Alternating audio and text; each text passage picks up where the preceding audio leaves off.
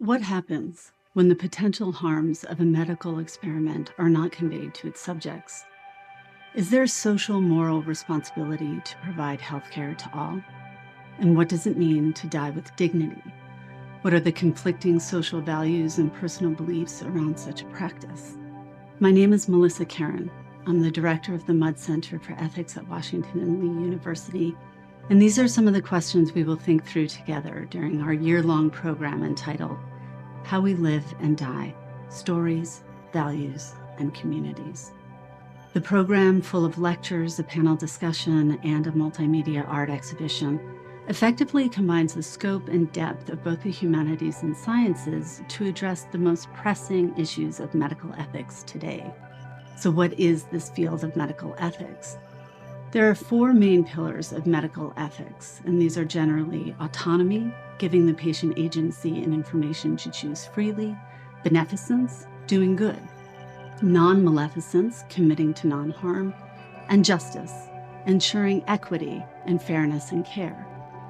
The premise for this four-principled oath is based, in part, on the Hippocratic Oath, named after Hippocrates, the Greek physician of the 5th through 4th centuries BCE, who may have been the original author of the oath that outlines moral behavior and expectations of a physician. While the current bioethics or medical ethics principles just outlined are informed by ancient Greek medical ideals, it may be surprising to learn that they are in fact only recent formulations, as recent as the 1970s, by philosophers Beecham and Childress. It's also helpful to remember that ideas and concepts of medical ethics are not the sole domain of Western culture. Ancient Chinese and Indian, as well as medieval Ottoman cultures, all produced treatises and pledges related to preserving the integrity of the relationship between a caregiver and her patient. Deeply embedded within the principles of medical codes throughout the world and over time is the value of trustworthiness, and in particular, a trustworthy relationship between physician and patient, but also between medicine and society. One of the ways this trustworthy quality is coming into focus in recent years in the US is through telling and listening to stories of patients, family members, and caregivers. Indeed, these testimonies can reveal that our code of medical ethics may not be universally applied, but may need to be inflected and nuanced, given a specific need based on prognosis or religious concern. Thus, this is how the layered and productive relationships of ethics, medicine, and narrative are at the heart of this year's examination of the four pillars of Western medical ethics. With an emphasis on narrative and testimony, the MAiD Center for Ethics program will offer a multidisciplinary inquiry from the fields of anthropology, art, ethics, law, medicine, and religion into poignant questions and dilemmas related to medical research, treatment, and access. As experiences of illness and health are integral to the human condition, we hope this program will offer points of engagement with these complex issues. And we welcome you to join us at any point during this year-long program.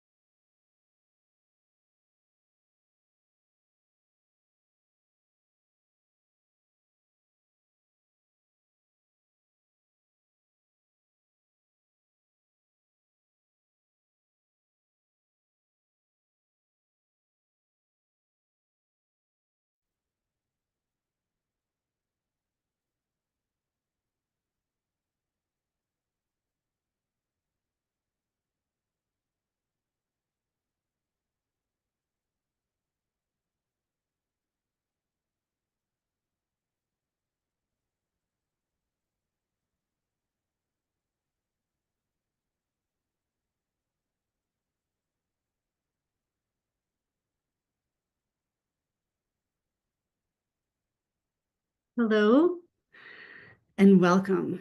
Thank you very much for joining us. My name is Melissa Karen, and I'm the director of the Mudd Center for Ethics here at Washington and Lee University and in Lexington, Virginia, where we're having a massive snowstorm, which has necessitated a very sudden, quick pivot to a webinar, which is what we're going to do today, and this is the way the panel will unfold. I need to thank many people who were involved in this, just a few right now. David Sacchi, without whom this could not have come together as quickly and seamlessly.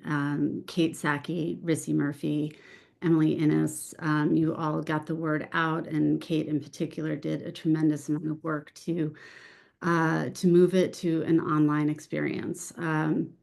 And our intrepid panelist and moderator, you all are here, and this is going to be the beginning of an incredible conversation that we'll have today, and the first at Washington and Lee related to medical aid and dying.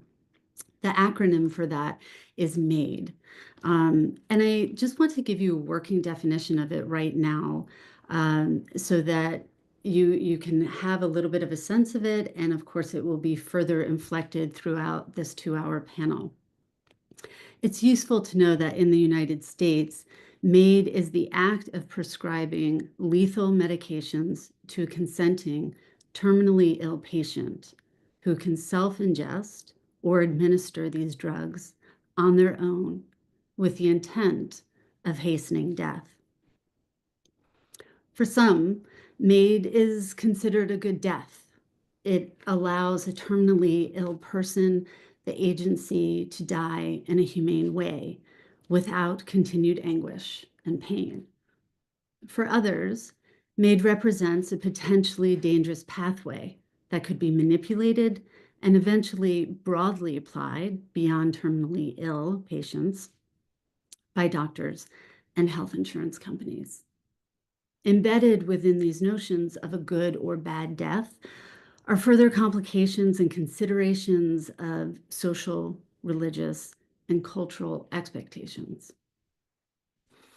So this afternoon, we have the opportunity to delve into the legislation, application, and implication of MAiD with 3 panelists and a moderator, all of whom have shaped and informed nationwide conversations on dying.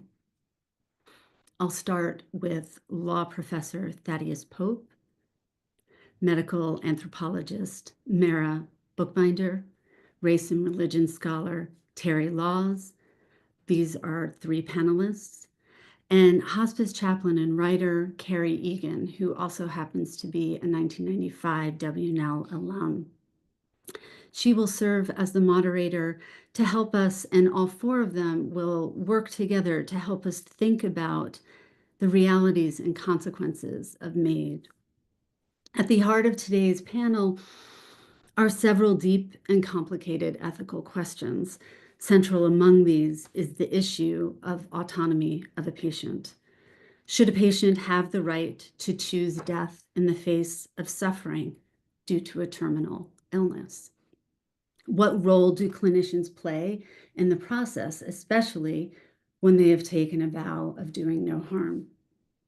How might MAiD, medical aid in dying, enhance the quality of one's remaining life, even if it's just months? How might MAiD undermine the sanctity of life? And are the implications of MAiD different for various populations? Some of these and other questions will be taken up over the course of the next 2 hours. And many of the questions we would like to hear are from you. So if you look at the bottom of your screen, you'll see that there's a little Q&A button. Tap on that at any point during the 2 hours and share your questions if you would like. These questions then will be able to be accessed by the panelist and the moderator, and we'll try to get through as many as we can. But I do definitely want you to think about this as an information session where you're taking on a lot of information for the first hour, where we have the three panelists each giving a 20-minute presentation. And then the next hour is a time for discussion among them and with you. Your questions will be a part of it if you so wish. So yes, and Carrie Egan will help facilitate that conversation among the panelists and then broaden it to include your questions. So I won't linger here any longer. I will just say one thing, which is to let you know, for those of you who are part of the Washington and Lee community and Lexington community more broadly, we will have a meeting, well, not a meeting, it's a pop-up cafe conversation with cupcakes, February 13th. And it is at the Lexington Coffee House from 4 until 5 p.m. And we'll have this conversation facilitated by Tasha Walsh, who is from the Connections Plus Healthcare and Hospice Center here in Lexington. And this would be a great place to come if you have any residual or other questions or thoughts that you would like to process from this panel. So let's start, and we will start with Thaddeus Pope, who will establish the foundation of what MAiD is and how it is applied in the United States.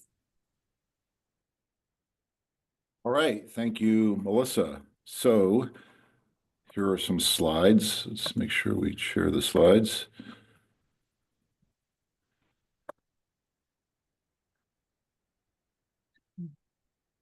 Okay, so thank you. So this is medical aid in dying, expanding access to clinician-assisted death. I'm Thaddeus Pope.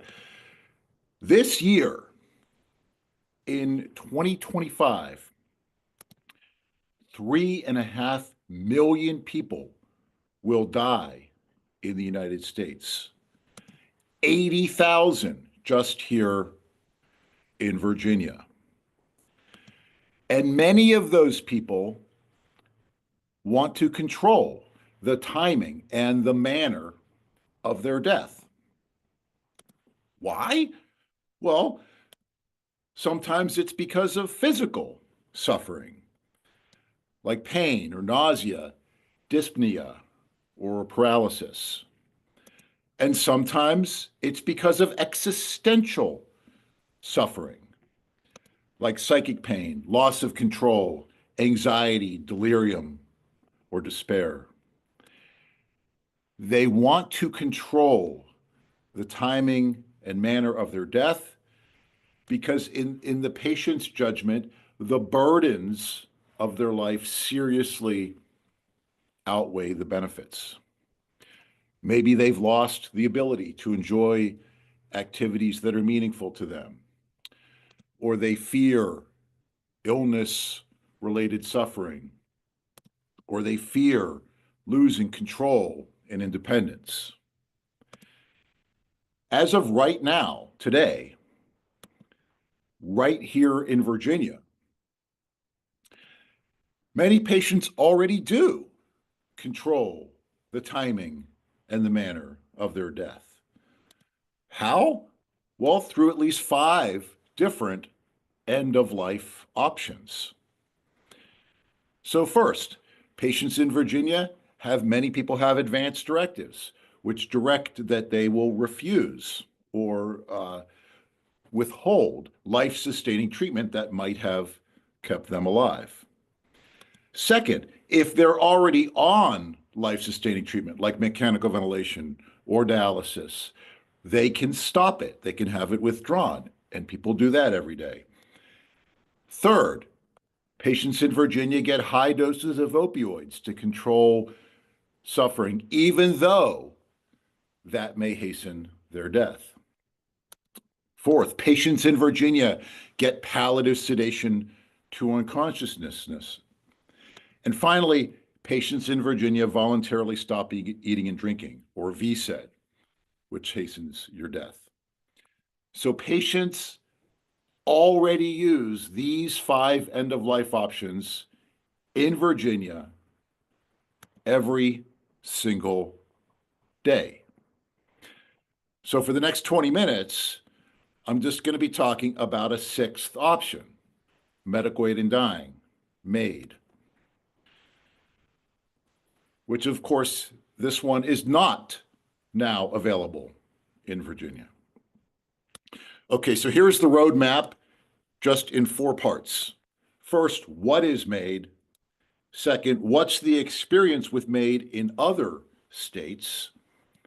What are the patient safety protections for MAiD? And then finally, what's the prospect of MAiD here in Virginia?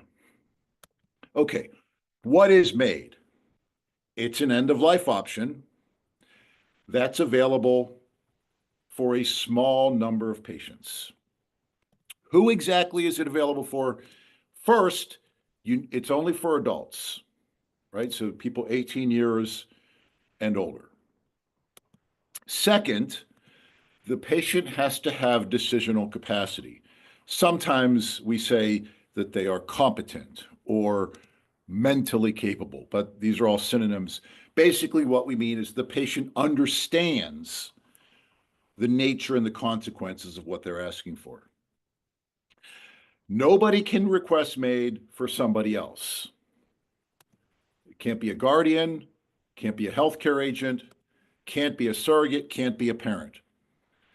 The patient themselves has to be eligible. The patient themselves has to ask for this. Third, the patient must be terminally ill. And that means that they're in the final stage of an incurable and irreversible physical medical condition that will probably produce their death in the next 6 months. So the patient needs to be at the end of their illness trajectory. So just to recap here, the patient needs to be an adult, they need to be competent, and they need to be terminally ill. Now, if you're eligible, if you satisfy that and you're eligible for MAiD, well, what exactly is it that you get? Well, you can ask and receive prescription drugs that you then might self-ingest to help to hasten your death. Almost always those medications is something we call DDMAPH, digoxin, diazepam, morphine, amitriptyline, and phenobarbital.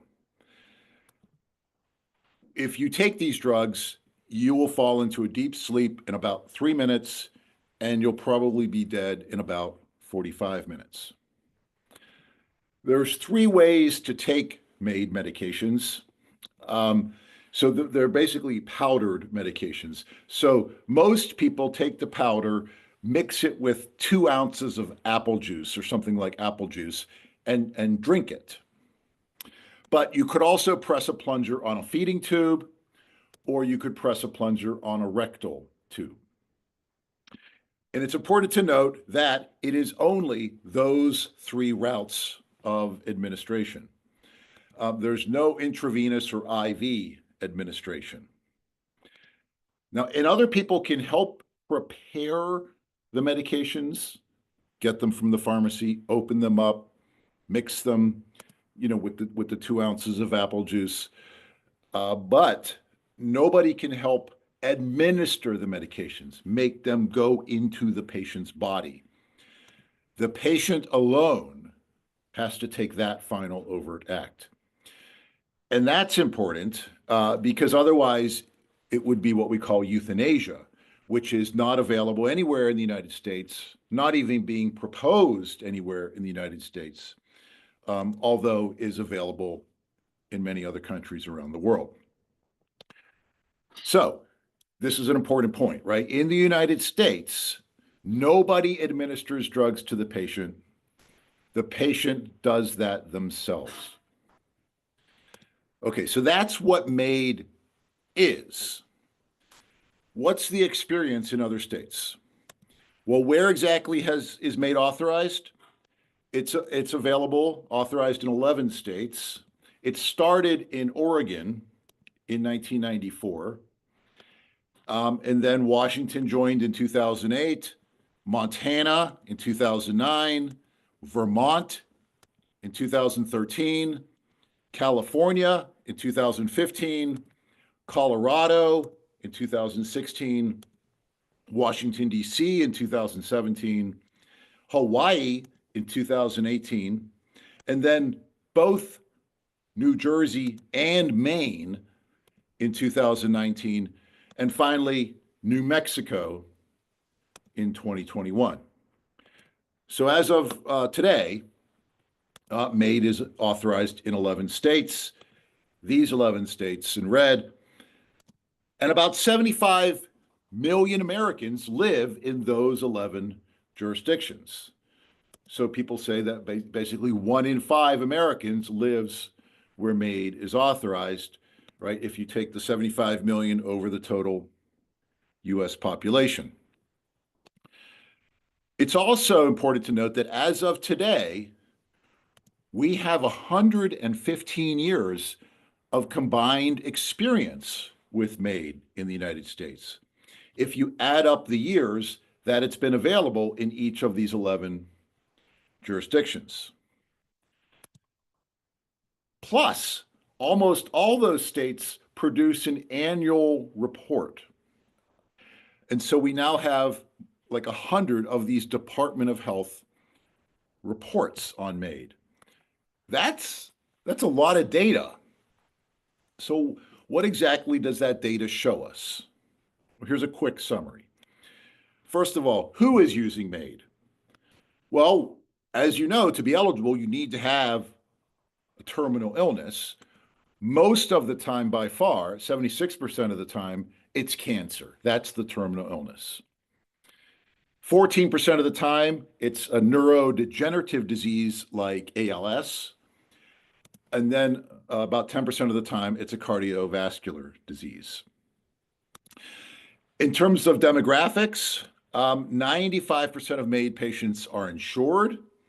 72% have completed at least some college, and 95% are white, a point we'll be coming to later. And there's about a 50-50 male-female split. In terms of age, as you would expect, right, most people who get MAiD are older, so 76% of them are over age 65. Only 8% are under age 54. And then finally, a really important point is that 90% of patients are already on hospice. And this is important, and I'm going to pause on this, is more than a third of patients who get MAiD prescriptions never take the prescriptions. Right? And this is the Oregon data, and you see 2 lines, the green line and a purple line. The green line are the number of prescriptions written. The lower purple line are the number of prescriptions ingested, right? And so you see it's always been lower, that there's more prescriptions written than are taken. That's because, for the most part, these patients are on hospice. So the hospice and palliative care services that the patients are receiving are adequate and sufficient to address their physical and existential suffering. And so they never feel that they needed to take the MAiD medications. And so I think for many patients, those MAiD medications are like having an insurance policy, right? You hope you don't need to make a claim. You hope your house doesn't burn down. You hope you're not in a car accident, but you have the comfort and peace of mind knowing that you have that should you need it. Same with the MAiD medications, comfort and peace of mind, knowing that they're there in case your suffering becomes intractable or refractory to the hospice and palliative care. Okay, so that's who uses MAiD. How many people use it? Well, we have the most data from Oregon, right? More than 25 years of data. And in that time, there were 2,800 MAiD deaths. For context, it's worth noting that in that time frame, there were more than 1 million total deaths in Oregon. So it's just 0.2% of all deaths are from MAiD. We could look at it on a per year basis. So in 2023, there were 560 prescriptions, 370 ingestions. Again, remember, the ingestion rate is lower than the prescription rate. So 370 MAiD deaths in Oregon in 2023.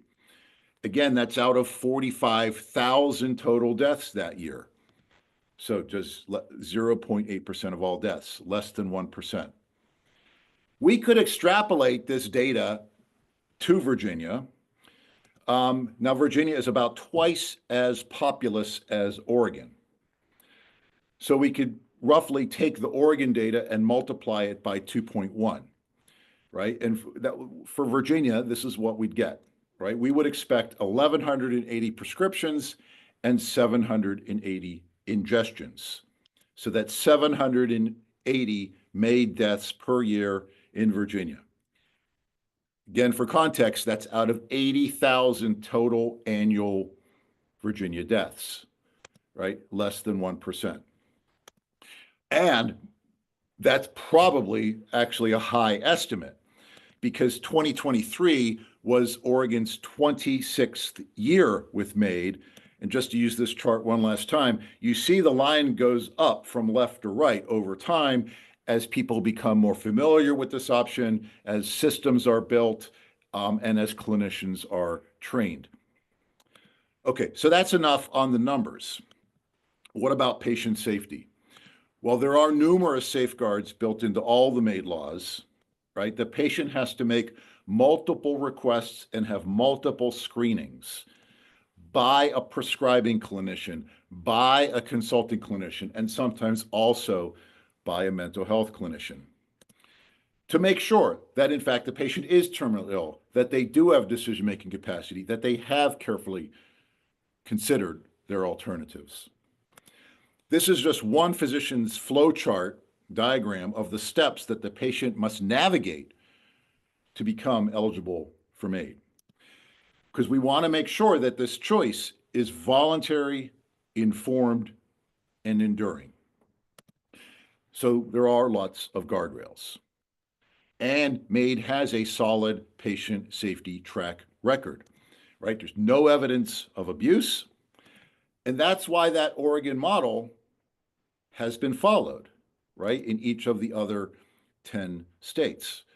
And it continues to be followed in the bills in many additional states. So just this year, there's already a dozen states with legislation pending.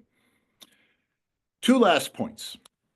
First, it's completely voluntary and optional.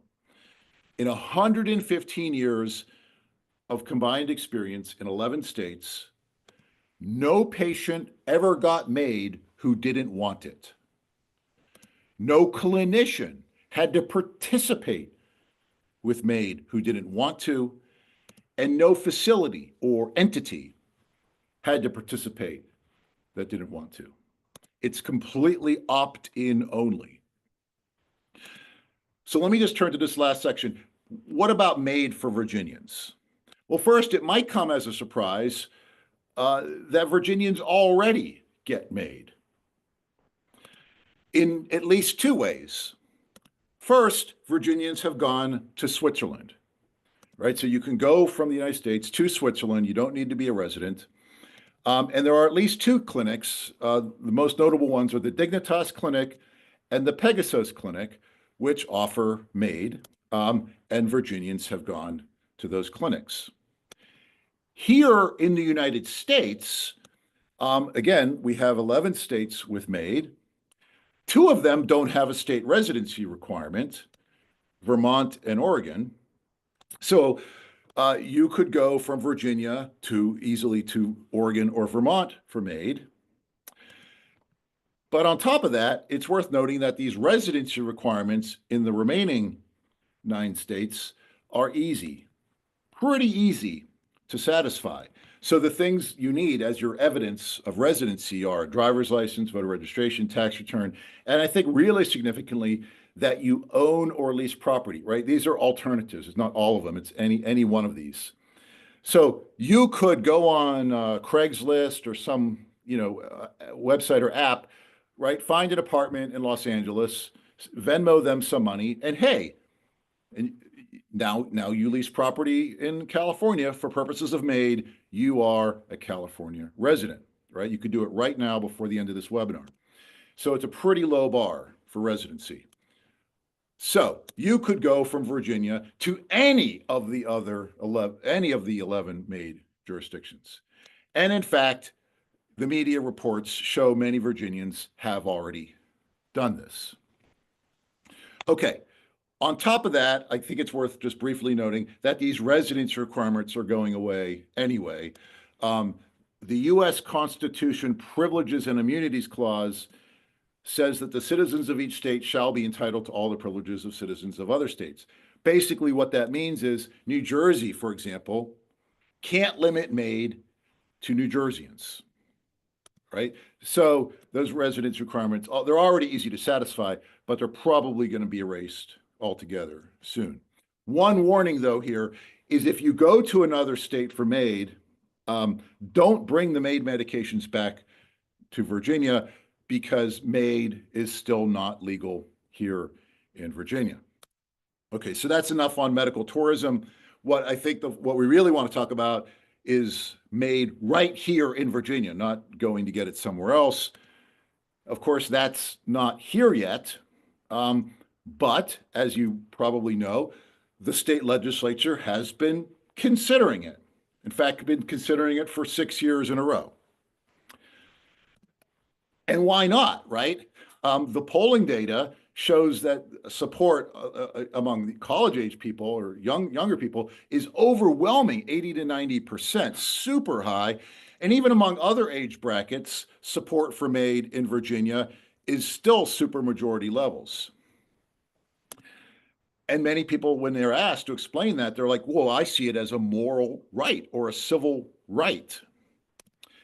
In 2024, right, the Virginia bill was SB 280, sponsored by Senator Hashmi. And it's worth noting that her bill was not modeled on the original Oregon model. It was what you might call a new and improved MAiD bill, or MAiD 2.0.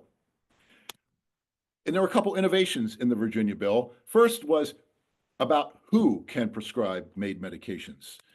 In 7 of the other states, it's only physicians, right? An MD or DO.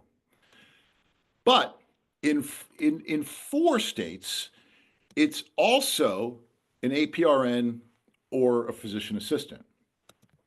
And that really helps access, especially in rural areas.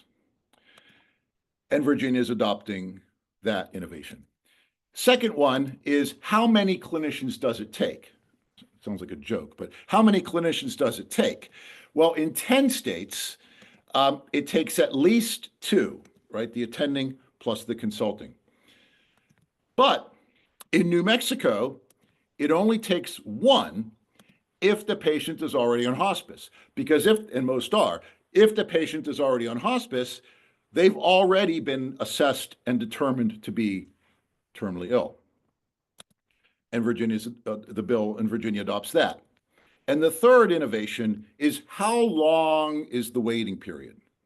So in 5 states, the patient has to make 2 oral requests for MAiD separated by at least 15 days, right? But the evidence shows that a lot of evidence shows that constitutes an undue burden because many patients can't wait that long. They don't start exploring MAiD until late into their illness.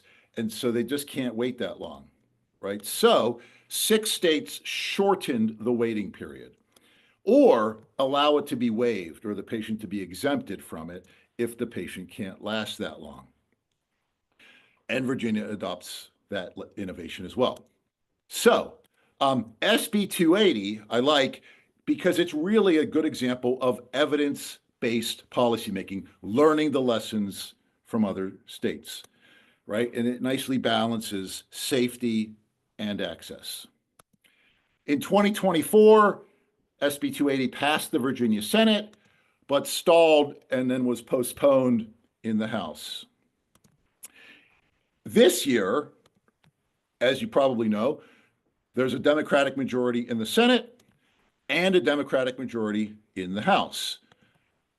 But you have a Republican governor. So there is a decent chance that even if it passes the legislature, it would get vetoed.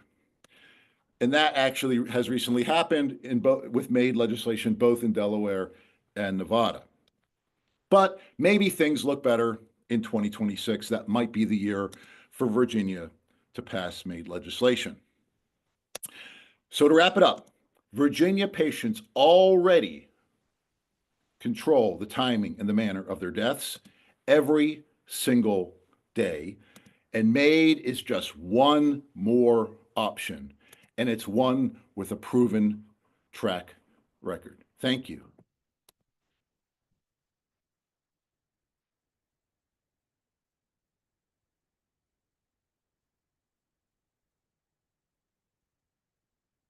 Thank you, Thaddeus, for that wonderful introduction. I'm just going to share my screen here.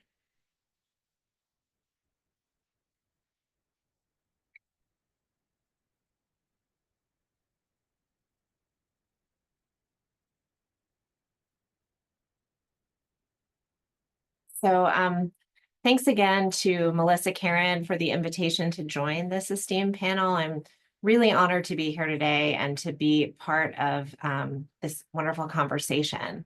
So Thaddeus gave us a really great high-level overview of MAiD in the United States.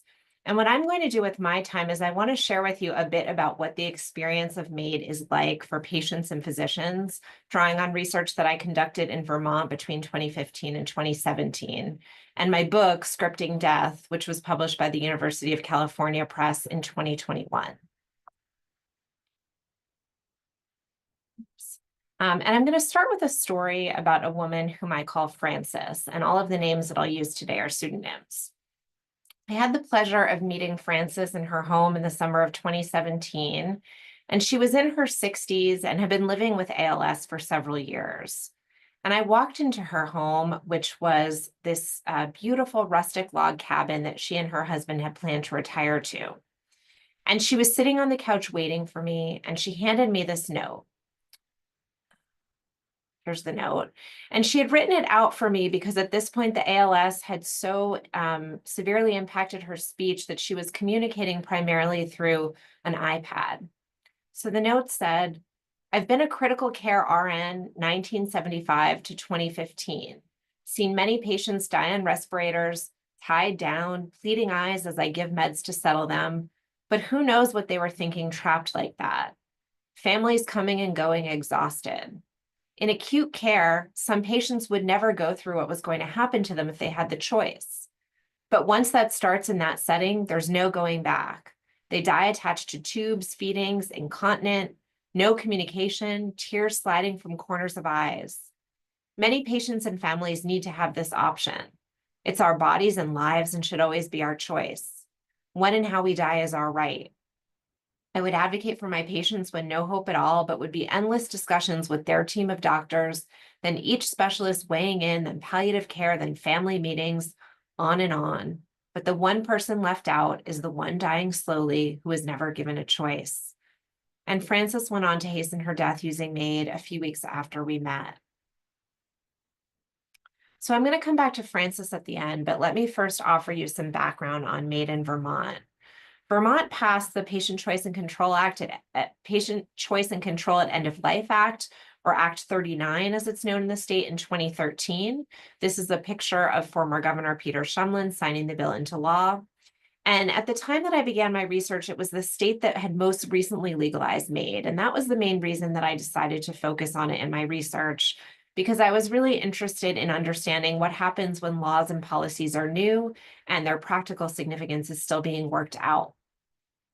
Vermont was also the first state to utilize the legislature as opposed to the courts or ballot initiative, and Vermonters are very proud of the grassroots mobilization that helped to accomplish this.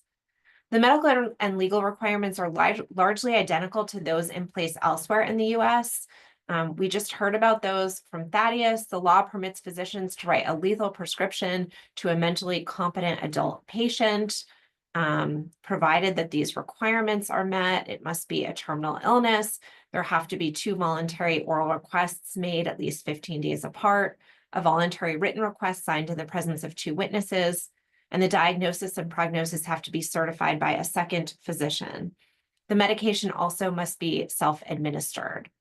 And most of these measures are designed to ensure that the practice is voluntary for the patient. It is also voluntary for the physician as well. Oops. Okay, so in January of 2018, the Vermont Department of Health released a report about the utilization of Act 39 in the first 4 years of its existence. And the frequencies are really pretty low because Vermont is a pretty small state. It has a population just over 600,000. And during this time period, paperwork for 52 patients was filed. Most of these were cancer diagnoses. And at the time the report was filed, 48 of the cases had a death certificate on file, and 60% of the patients had died as a result of ingesting the medication. These numbers did not rise very much in the subsequent 2-year reporting period, as the second set of numbers from the second report shows. And I think what these utilization statistics tell us is that although MAiD has commanded really significant public attention over the past 20 plus years, it's really only a small segment of American society that's likely to experience MAiD themselves. And this is a point that Thaddeus made as well. At the same time, I think the cultural impact of MAiD stretches much further than these numbers suggest. Studies from the Netherlands and Oregon demonstrate that it's discussed far more than it's performed, and it can often serve as a gateway for conversations about other end-of-life concerns. Therefore, the significance of legalizing MAiD for the culture of death in America is likely much greater than the number of reported deaths implies. And I think it really changes the kinds of conversations that we have about control over dying and invites new ways of thinking about death. The primary methods that I used for my anthropological study included 144 semi-structured in-depth qualitative interviews. Most of these were conducted in person, and almost all of them were audio recorded. I also observed in conferences for Vermont healthcare providers, in public events organized by advocacy organizations. So I have some photos here in the slide of the Wake Up to Dying project, which was a public installation that took place during the time of my fieldwork, aimed at fostering broader public conversations about the fact that we all die. I sat in on public screenings of the film How to Die in Oregon, and I sat in on judicial hearings to document ongoing challenges to the law that happened in 2016 during the time that I was conducting this research. One of the benefits of looking at this phenomenon in a small state like Vermont is that I was really able to talk to most of the key players at the time. I interviewed a majority of the prescribers in the state and many of the key policy stakeholders. Most of my interviews were concentrated around the Burlington and Montpelier metropolitan regions, but you can see from the circles on the map that really they were spread out all over the state. And this was very important to me because access looked quite different in different parts of the state. And I'm happy to address that in the Q&A. So what was MAiD like for healthcare providers, first of all? It's a lot of responsibility and power to give people a script that they can end their life with. This statement was uttered by Dr. Alana Reynolds, a hospice and palliative care physician. And she went on to tell me how, as a hospice medical director, she felt the need to take some sort of a stance after the law was passed, yet also support a diverse set of opinions about it since it was such a polarizing issue. And what she decided after a lot of soul searching was that it was most important for her to truly understand her patients. And after a series of intimate conversations with some of her patients, some of which challenged some of her previous, ended up really supporting MAiD for the right patient, is the way that she put it. And I wanted to start here because I think that Dr. Reynolds' experience was typical in the sense that many of the physicians that I encountered were not either starkly for or against assisted death in the aftermath of legalization. Instead, they held nuanced and often ambivalent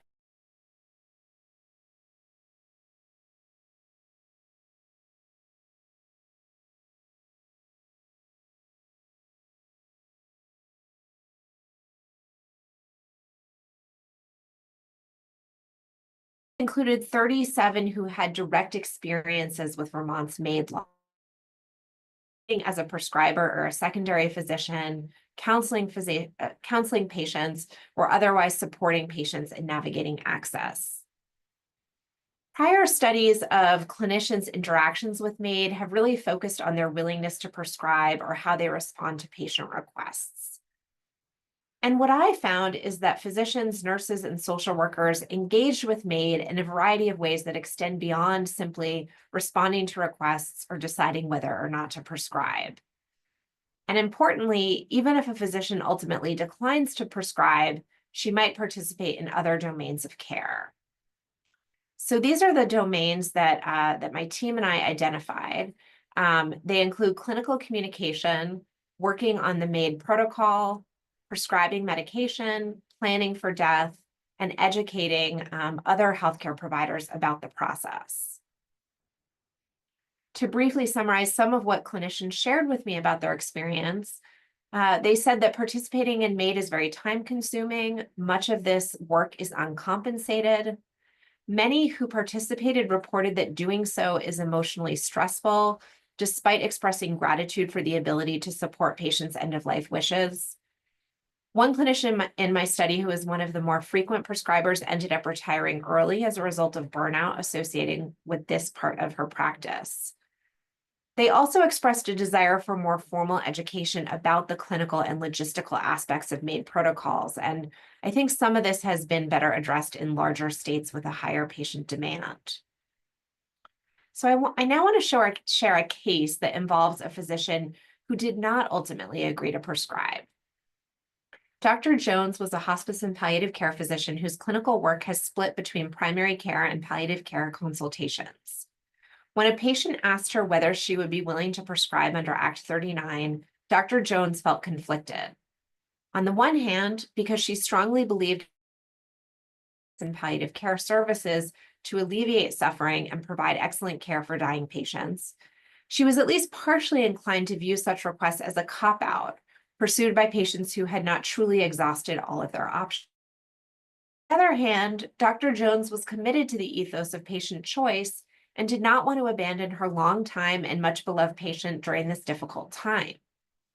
Dr. Jones ultimately decided that the best way to navigate her conflicting values was to do everything possible to help her patient short of writing the lethal prescription, which she viewed as crossing a moral line. She assisted the patient in identifying a physician willing to write the prescription, agreed to be the second physician certifying that the patient met the legal requirements, and worked with the prescribing physician to make sure that contingency plans were in place for the day of the patient's death. Overall, Dr. Jones expressed a strong commitment to making sure that things went according to plan. So this case was interesting to me because the bioethics literature on conscientious objection often characterizes physicians' stances as either starkly in favor of or strongly opposed to morally contested medical services like MAiD. But Dr. Jones didn't really fall cleanly into either of these. And her solution to this moral dilemma relied on a distinction between indirectly helping the patient to end her life and directly contributing to her death. And she realized that this was sort of a tenuous distinction. Her opposition to this choice with her deeply felt personal and professional obligation to help her patient receive the kind of care that she wanted. So what I think is important here is that even if you're opposed to MAiD, there's still a lot you can do as a physician to support a patient's or a client's choice. So I now want to shift gears and tell you a little bit about what these deaths actually looked like for people that were able to gain access for the patients. One of the richest and most interesting parts of this study for me has been hearing about how people plan and even choreograph their deaths when they have the opportunity to do so. And this is a photo. She was a 42-year-old woman 2016. She invited friends and loved ones to a 2-day rebirth ceremony, and she died on the side of a hill as the sun was setting. That was her choice. And I find this photo really fascinating because to me, what this looks like is a wedding. We have this white tent, we have the white folding chairs, and it really, strikes me as a quite joyous atmosphere. So this is an extreme example, but I think there are several elements in Betsy's death story that were commonly present in the deaths recounted to me in my study. And that includes the presence of close family and friends, a sacred atmosphere, but that could be more somber and not always as party-like as we see here. There were almost always ritual elements like a final toast and a domestic or non-medical setting. And one reason for this is that in Vermont, at the time of my research, these deaths always occurred at home because all of the hospitals and skilled nursing facilities in the state prohibited patients from ingesting life-ending medication on their premises, and this was permitted for them to do by law. So when thinking about these deaths, one of the things that I find really striking is the role of social support and the extent to which people really depend on others to carry out this kind of an assisted death. And I find this striking because the dominant advocacy and media discourse around assisted dying emphasizes values like autonomy and individualism and a cultural preference for escaping dependency on others in the final stages of terminal illness. So I was somewhat surprised to find that MAiD is actually an intensely social practice as well. And I want to share a few cases with you that I think highlight this. After Tom Jarvis was diagnosed with metastatic cancer and given 6 months to live, he decided quite quickly that he wanted to pursue MAiD. His best friend Neil accompanied him through every step of the process. As Tom grew weaker and weaker, he worried about Neil. Death didn't worry him, but he did worry about the effects on his best friend.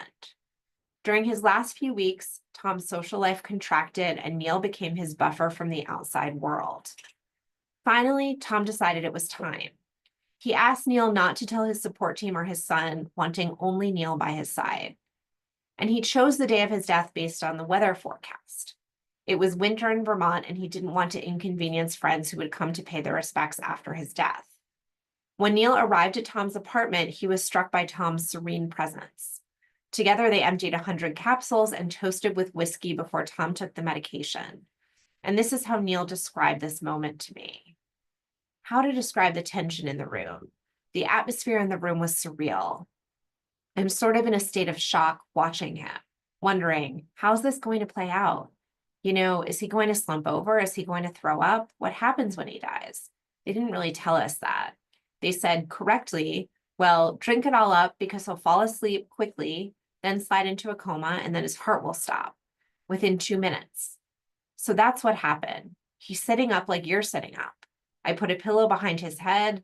He put his head back, closed his eyes, sitting like you are, legs crossed. He had his arm on the arm of the couch, sitting there relaxed. And sure enough, breathing slowed down and it stopped within 2 minutes. And I'm studying him, I'm watching him, kind of disbelieving that we did this. And I got up and I know I'm in a state of kind of euphoric shock. Euphoric because he did it and he did it smoothly, and shock at what we did. Relief and numbness and everything else swirling around me. And there's nobody here with me. So the next case was from a female patient around the same age, also with a cancer diagnosis. And in her case, there wasn't a lot of premeditation or planning around the day of death. So this is how Peggy's sister recounted it to me in an interview. She said, her world was just getting smaller and smaller and smaller, and she was seeing fewer and fewer and fewer people. And then I swear, one day she just called me and she said, you better come down here because yesterday was too soon and tomorrow's too late and I'm doing it today. Yeah. So we all just went there. Me and my two sisters, her 2 kids, and her partner, this amazing man who'd been with her for 10 years. And that was it. She just did it. She was really brave. So it was sort of like, today is the day. She said, today is the day. We spent the whole day. She was signing artwork. She was transferring the registration on her car. She was puttering around her house. And then she just said, okay, it's time. Don't let me stop. We're doing this. And she did it. I mean, it just blows my mind. And now I also wanted to share a slightly less positive outcome. And for that, I'm actually going to refer back to Frances, the woman whose note I started with. And Frances had ALS, and the ALS cases that I heard about seemed to go somewhat less smoothly because there are often issues with mobility and swallowing in the later stages of ALS. So Frances had been told by her doctors that she had to be able to swallow the applesauce that she would mix the medication into in under 2 minutes. And when I met her a few weeks before her death, she showed me the bowl and the spoon that she was practicing with. She had been consuming this applesauce in 1 minute and 15 seconds pretty routinely when I saw her, but in her last few days, it was taking her 2.5 minutes to eat it. So she sort of knew that the timing might be an issue, and her doctors had come up with a contingency plan. And this next excerpt is from Frances's doctor recounting for me what happened. I got a call around 5 a.m. from the hospice nurse saying that she had fallen asleep and she couldn't swallow it.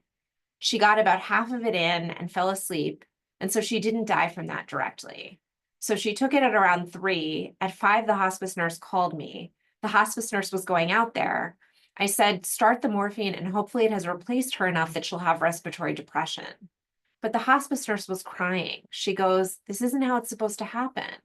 And it was interesting because I didn't feel at all panicked. I was like, that was her path that she tried. It didn't work, but we know what she wants.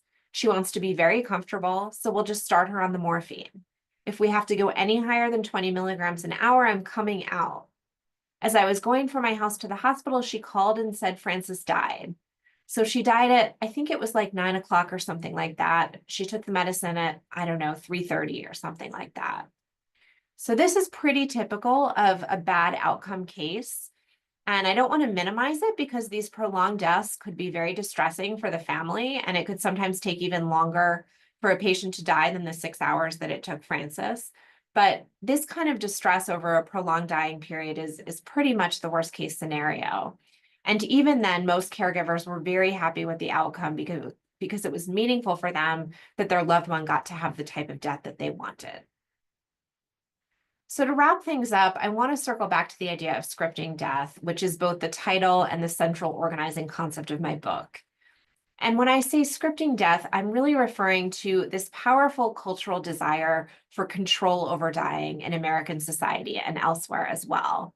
And I think this desire is shaped by social factors like religion, race, and class, and we'll hear more from Terry about that shortly.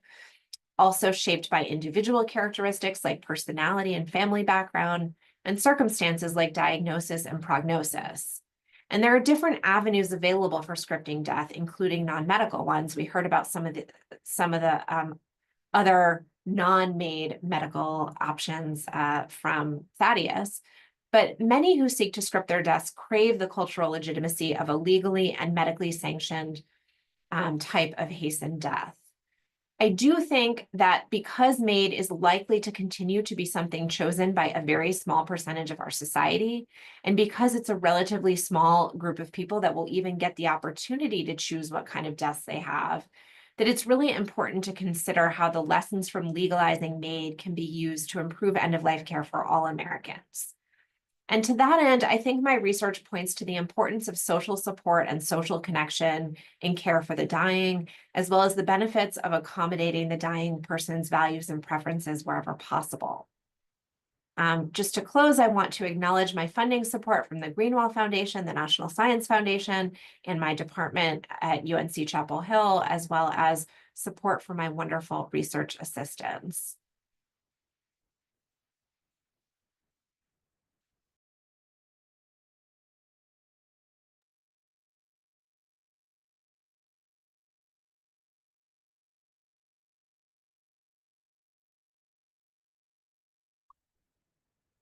Good evening. My name, of course, is Terry Laws, and I want to first thank Melissa Kieran and the staff of the MUD Center for this wonderful invitation, as well as for all the work that you did to pull this together. I'd also like to thank my co-presenters for these great presentations, and I look forward to the conversation that we're about to have. led by our great moderator.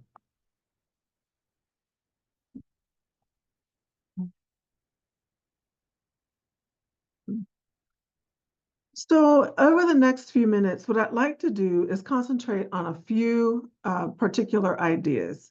I'd like to describe for you a concept that I refer to as gentrifying death. I'd like to talk with you about some of the basic elements of African-American religion and spirituality. And I'd like to then close with some remarks about the relationship between African-American religious experience and Black humanity related to gentrifying death. So as I move into this area, what I'd like to do is show some video. And part of what I'm trying to get at in this and showing video is I'd like to know what happened in this particular case. Before I do that, I'll just say a few remarks. My first memory of hearing an advocate for medical aid in dying occurred during an ethics presentation at the University of Texas MD Anderson Cancer Center, where I did a bioethics training fellowship. The topic became a matter of ongoing interest to me when I learned that Washington, D.C. had legalized the practice. I was generally aware at the time that the idea of requesting clinical assistance to intentionally hasten one's death, regardless of the dire circumstances of the body, would be viewed often as morally impermissible by many African Americans. It would likely be considered an act that only God's self, the supreme being, could effect. And that would be true regardless, actually, of a person's faith system. So I wanted to know a little bit more about how MAiD had become legal in a jurisdiction that for most of my lifetime had been presented as, quote, a chocolate city, end quote, a cultural marker for the rare urban spaces in the United States where there are majority Black populations.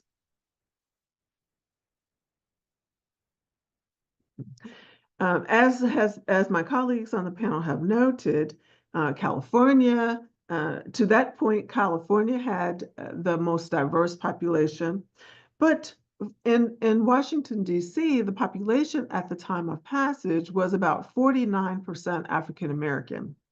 And that's compared, of course, to the fact that across the country, only about 14% of the population is African American. I wanted to know more about how their process had gone. So I first read a report from the July 10th, 2015 Health and Human Services Committee that had put together a public hearing for discussion of the proposed law. The report documented a 9-hour public hearing at which about 70 participants spoke or entered into the record their statement on the proposed legislation. The report provided a sense of the various perspectives about the law that was being proposed. And I'd like to then switch to these video clips. In the interest of time, I'll speak a little bit about the first one, and I will actually play the second one. These video clips were taken during a regular district council meeting on November 1st, 2016. At that meeting, they offered the first reading for the proposed legislation. And in those, the full council then, as a matter of process, the full council makes their first public awareness of how they intend to vote. So this is the one I would like to talk through for just a moment because just in the interest of time, so that we can leave more time for our conversation. The woman in the yellow shirt here, oh, I'm sorry, I forgot, I am not showing my slides, forgive me. Okay.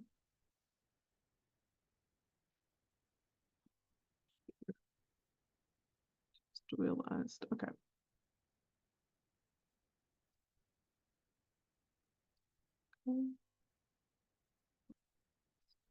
So this is the slide that I'm talking about. The woman in the yellow shirt here.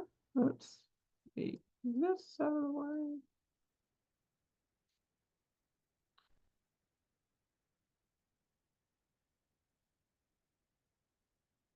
I'm so sorry. One moment, please.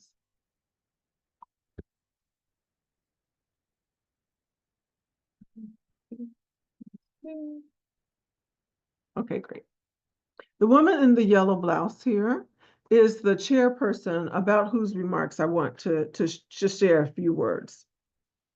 Her name is Yvette Alexander, and I had an opportunity to speak with her in March 2023 about how it was, about her perspective and about how it was that this law became, that death with dignity became legalized in Washington, D.C.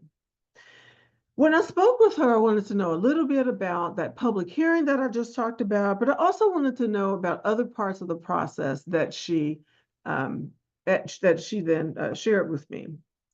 It was her perspective that the public debate was the right thing to do for Washington, D.C.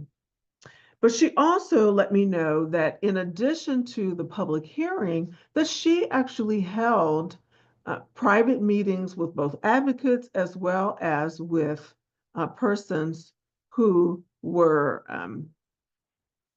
opposed to the law. So then I'd like to proceed with the second clip.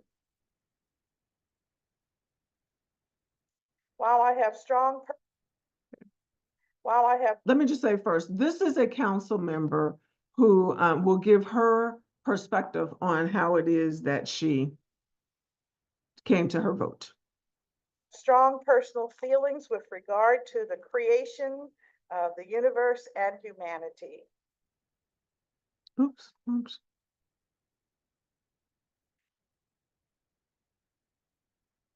While I have strong personal feelings with regard to the creation of the universe and humanity, I do not have the authority to impose my views upon others. I will not take the liberty of even thinking for others on a matter of life and death. And because of this, I am at peace voting in support of this bill. Thank you, Chair. So my question here is, what's happening in this video? Is this merely a matter of an elected official interpreting her understanding of church versus state, or in this case, a jurisdiction? Is it her understanding that she is also a member of a Black community that has this view that is generally opposed or at least dubiously consider issues related to medical aid and death, and that she is therefore setting forth her spiritual bona fides?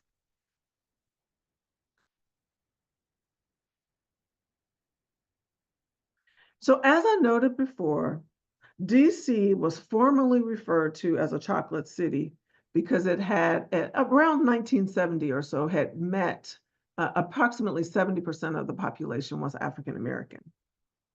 Ashton Musgrove gave the name Chocolate City to their history, to the title of their history that they wrote about the growth of Black political power in the district. At the time of death, as you see on the screen, at the time of the passage of death with dignity, as you see on the screen, about 49% of the city was African American, but that was still a plurality. When I spoke with Yvette Alexander, it was her perspective that there was a very well organized out-of-towner presence, both in the public hearing at her committee, as well as later in the campaign to get the legislation passed. Eventually, when it was passed by an 11-2 margin. And I should note that at the time of passage, the 13-member council was proportionally represented by African Americans. In other words, approximately 6 to 7 of the council members were also African American. But also at the time, the city had long gone through a time of gentrification. That is, that gentrification, as we typically think of it in its physical sense. But I'd like to say a few extra words about that. In the decades before the vote, as I said, the district had begun to gentrify. More middle-class African Americans began moving to nearby suburbs, and younger, highly educated whites began moving into the district, thus increasing rents and housing values. Urban studies scholars Patch and Brenner's brief analysis observes, quote, gentrification entails the reinvestment of real estate capital into declining inner city neighborhoods to create a new residential infrastructure for middle and high income inhabitants. One more quote. This one is from Lee, Slater, and Wiley in their text, Gentrification. Gentrification is not just the process of changing faces and adding coffee shops. Quoting Lee, Slater, and Wiley, quote, gentrification is deeply rooted in social dynamics and economic trends. Its signs, effects, and trajectories are to a large degree determined by its local context. Let me emphasize, local context. The physical and social characteristics of the neighborhoods in question, the positions and the goals of the actors, the dominant functions of the city, the nature of economic restructuring, and local government policy. In the end, the why of gentrification is less important than the how and the repercussions of the process. Remarkably then, as I noted, on November 1st, that in that first reading, we saw that 11-2 vote. We can talk a little bit more about that and some race implications there when we do the Q&A, if you'd like to do that. And then I'd also then lastly add this first bullet, which notes— Terry, Yes. I'm sorry to interrupt you. Your slides aren't advancing, so we can't see the bullet point that you're. I do. Can you see legislation? Yeah, so I'm sorry. I thought you had other slides available. I'm sorry. Go Yes, ahead. no worries, no worries. Okay, so in this last point from this slide that I want to note is very simply that the legislation was proposed from really what is the most wealthy ward in the district. So I'd like to point that out as I'm talking about this idea of gentrification and gentrifying death.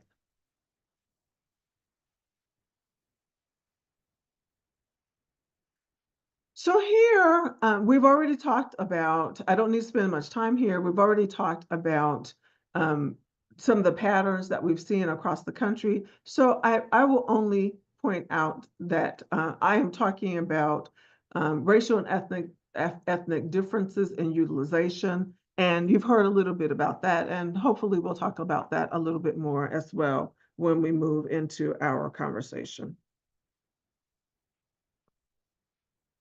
So often the question that I get is, quite frankly, why don't African Americans participate, or why don't African Americans participate in larger numbers?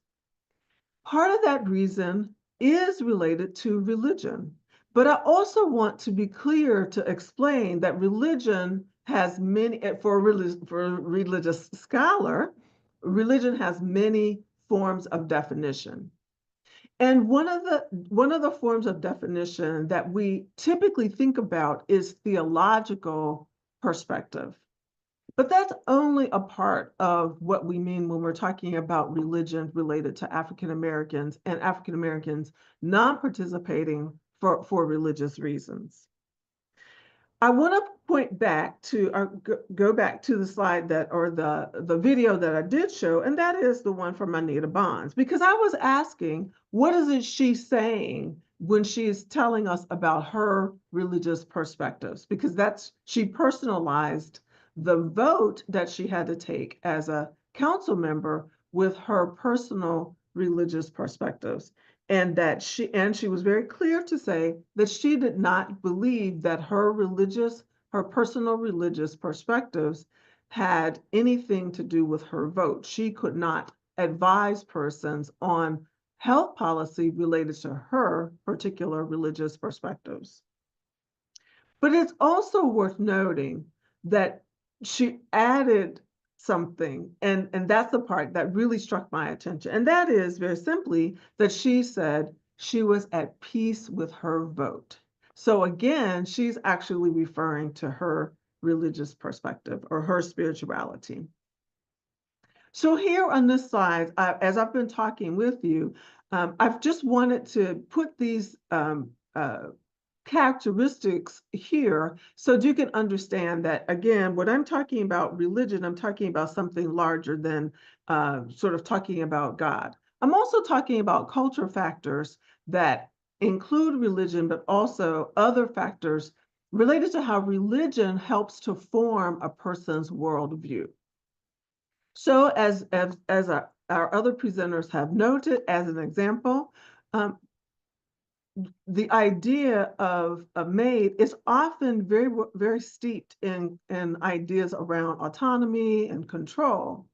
And one of the things that that I always share with audiences is that relation or autonomy and personhood are very relational in the African American experience. So an individual's experience is, and this goes to other comments that you've heard in the other presentations. Autonomy is very relational. When I, as a person, am making a decision, a moral decision, it isn't just I as me, it's I as me and the other relationships that form my life. I have sister, I have daughter, I have kin, I have fictive kin even. And all of these are taken into account as I formulate my own moral values. And this is part of, I'm describing this as though I'm talking about myself, but I'm talking about a really African American worldview.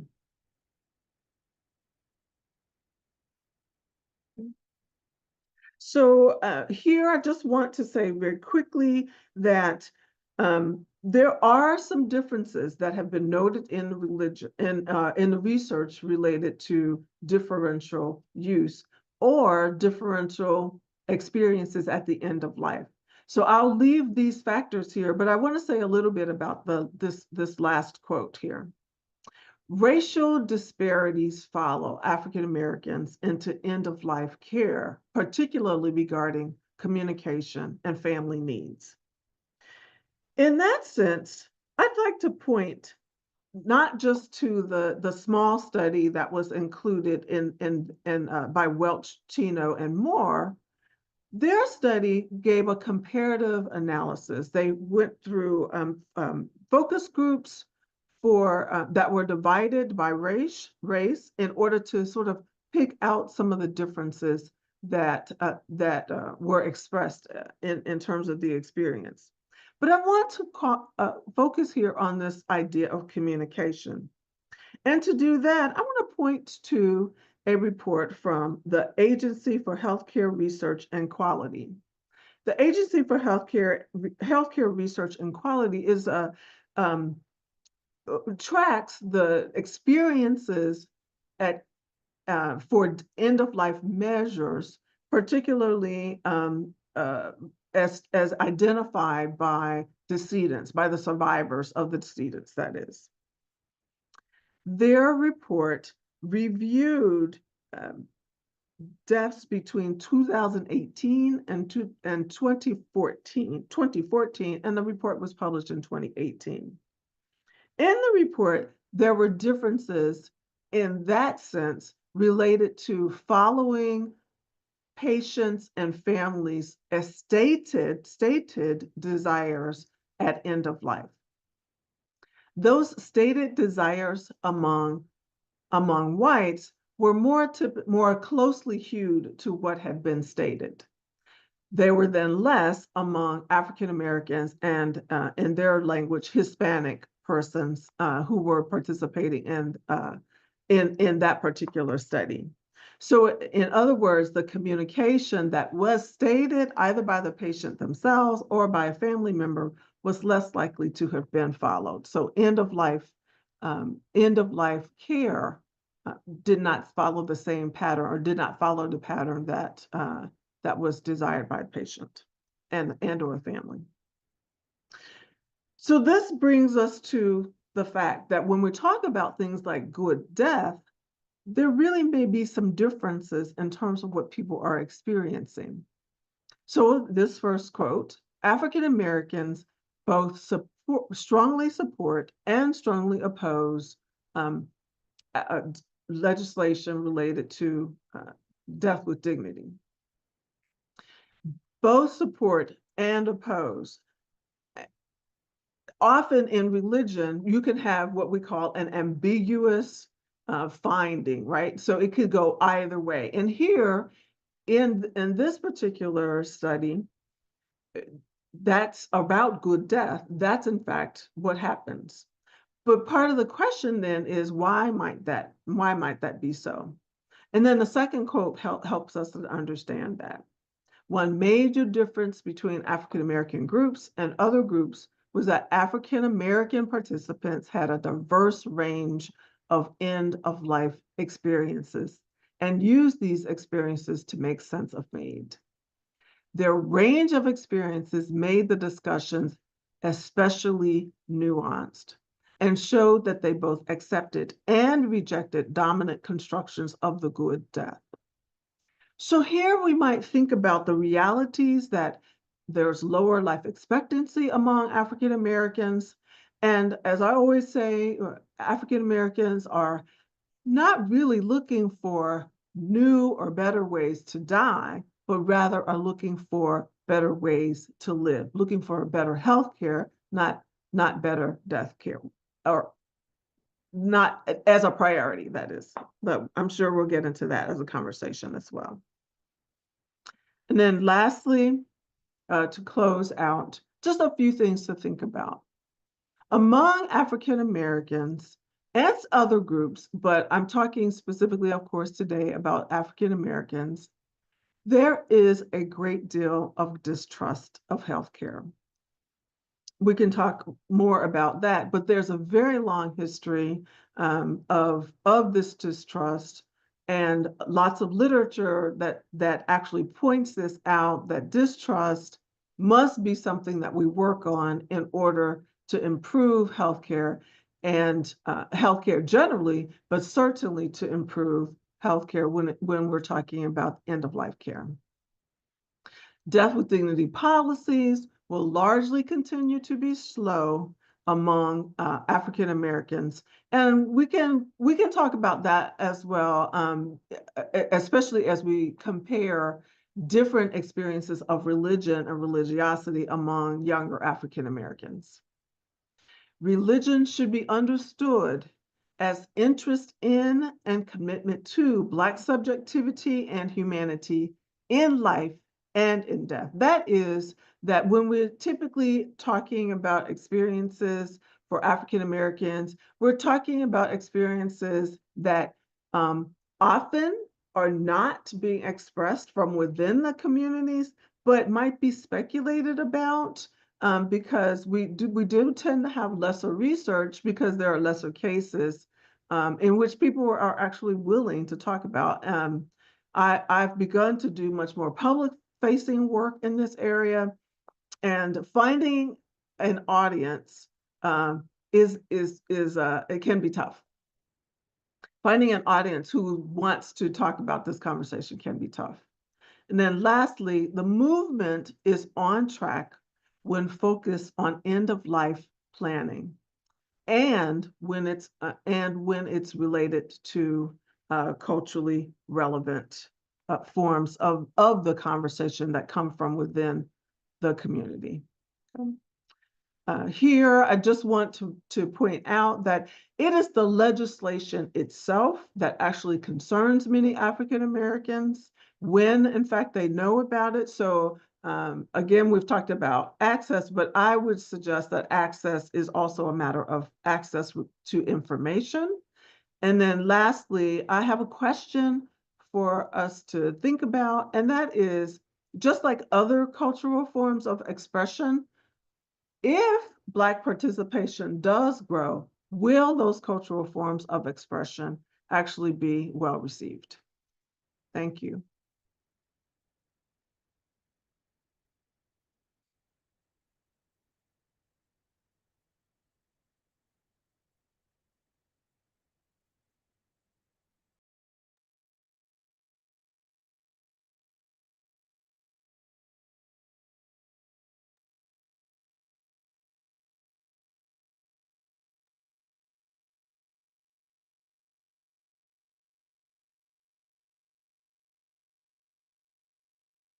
Hi, everybody. Terry, are you there? I see Mara. I see Thaddeus. Oh, there you are. Sorry. Okay. No. I didn't want you to leave us. I have so many questions. Thank you, the three of you.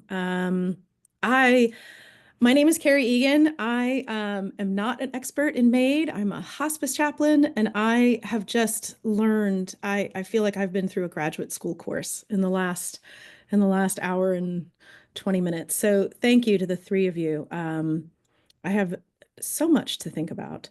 And to everybody who's gathered, thank you for being here. We're going to open it up to some questions in just a minute. And some of you have been asking questions. Thank you.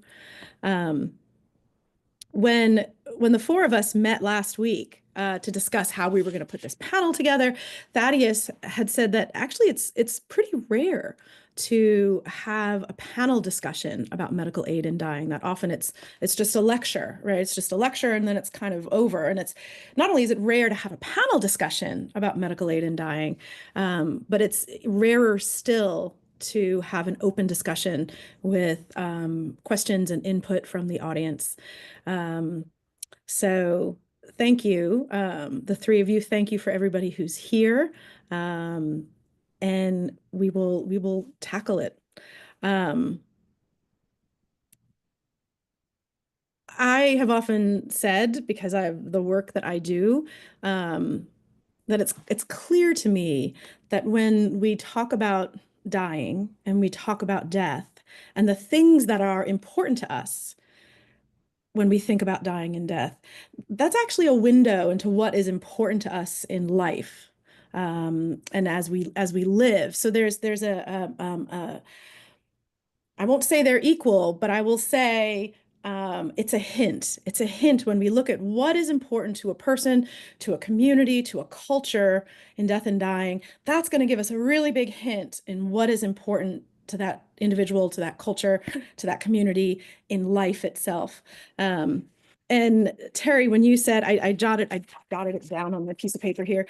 When you said autonomy is relational, I wrote it down because I thought to myself, and so is death, right? Death is very individual. One person dies, but death is intensely social. It is intensely relational. And I've been with, dozens of people who have died, but I have to tell you, every time when they take that last breath, it's shocking. It is always shocking when someone goes, takes that big last breath, and they just, they have that particular type of breathing at the end of life, and the breaths are long and labored and stretched out. And when that last one comes, it's coming. It's been coming for hours. It's been coming for days. There's signs and signals that we know someone is dying. Doesn't matter. It's shocking because it really does feel to me like this tear in like the human community. Every death feels that way to me. And dying is relational too, right? This process of this dying from a disease ahead of time is intensely relational. dying happens to a family. It happens to an individual, yes, of course, but it happens. If any of you out there, if the three of you have had anyone you loved who died, you know, like dying affects a family, right? The dying process affects a community. It affects the nurses, it affects the doctors, it affects the aides who come in, it affects, so all of those. And Mara, I really, really appreciated when you talked about that in your work, just how intensely social those MAiD deaths were. The pictures, and it was lovely. It was lovely to see some of those images. So thank you so much for that.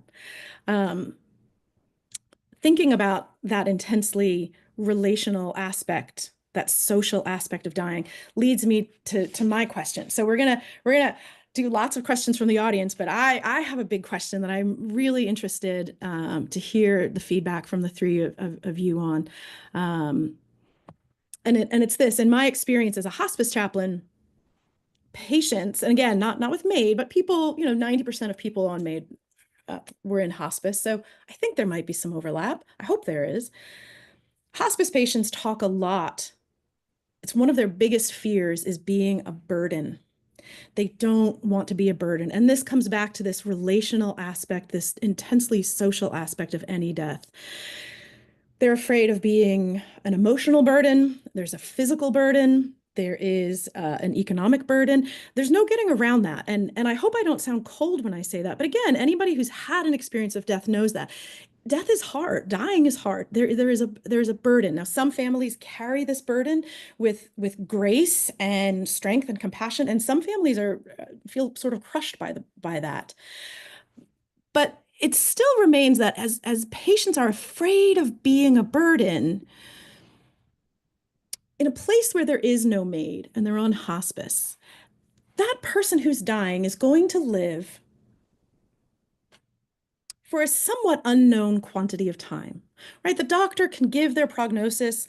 Anybody who works in hospice knows doesn't always go that way, right? Someone who you think is going to be on your service for 6 months is gone in 3 days.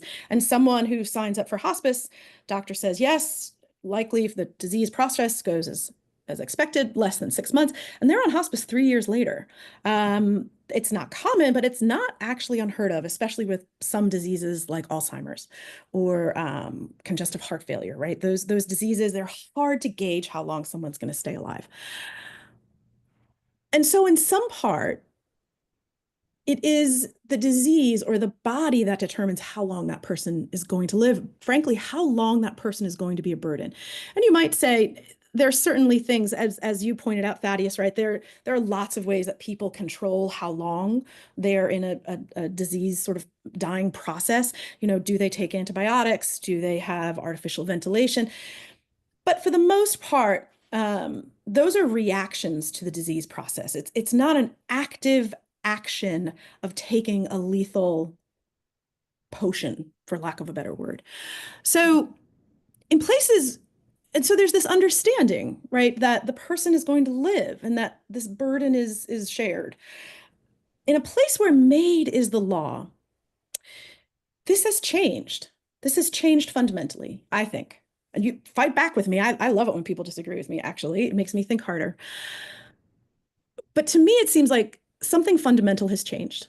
If you can choose the time and the place and the manner of your death, if you can choose your death, then you are also choosing to live. If you don't partake in MAiD, you are choosing to live, right? You are choosing not to take this option. And you are therefore, in some way, one could say, you're choosing to be a burden.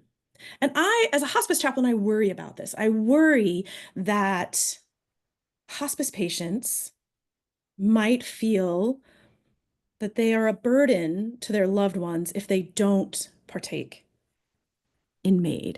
And I'm wondering, how does inserting choice into the end of life change how we understand the multiple burdens that a prolonged disease process creates?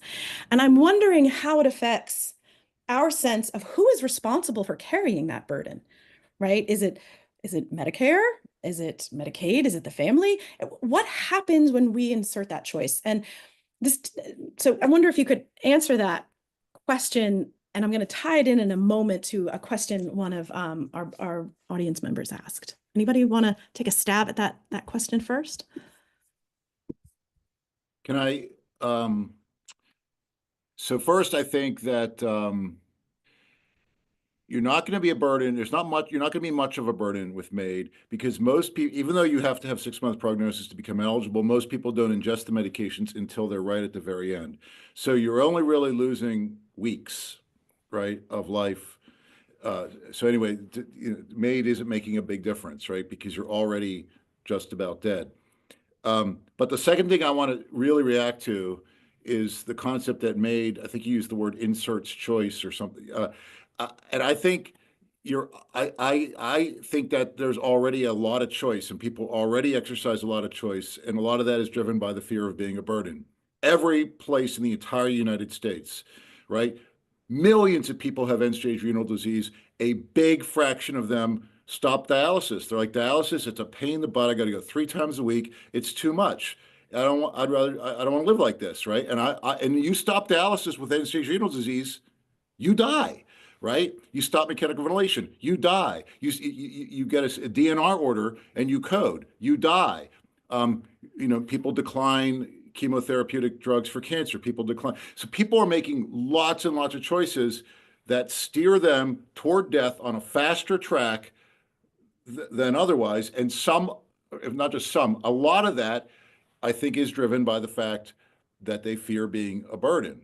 And so I don't think that MAiD introduces this concept, right? It may be true with MAiD, but it's not uniquely, right? It's not a unique new issue that we have to deal with, because it's already been with us for a long time. Do you think there's an ethical difference, though, between stopping certain treatments and taking a prescription that will actively, will kill you? Is there an ethical difference? No, I totally reject the active, what's often called the active passive distinction. But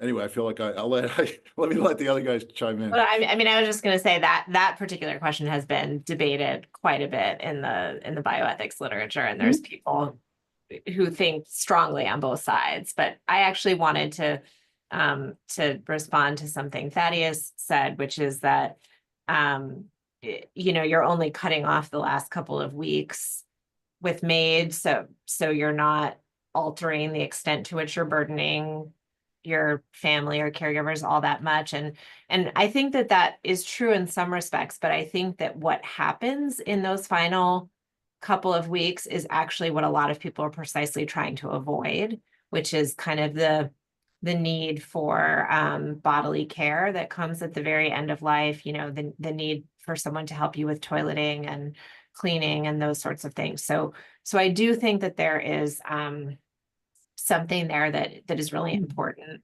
to acknowledge. I also think I agree entirely with Thaddeus that this notion of being a burden at the end of life is inescapable. It's not unique to MAiD, but I think that it has been erased from the public discourse on MAiD because it's very dangerous to the advocacy arguments in favor of MAiD. So because there are worries about coercion, and that might be where you want to go to with the next question. But so I think we sort of, advocates for MAiD emphasize, the right to self-determination, the right of autonomy, the right of choice at the end of life.